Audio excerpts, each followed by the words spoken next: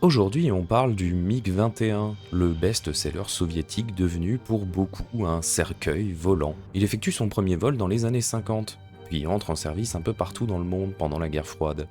Il est encore utilisé par une poignée de pays qui très lentement se résignent à le décommissionner. Avec plus de 65 ans de carrière opérationnelle et plus de 11 000 exemplaires produits, il est le chasseur le plus répandu dans le monde.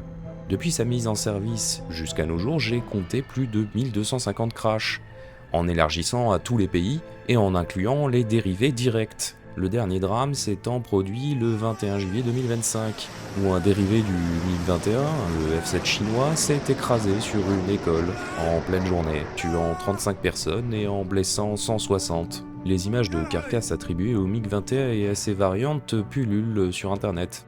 Et le problème avec ce genre d'accident, c'est qu'il ne reste souvent pas grand-chose.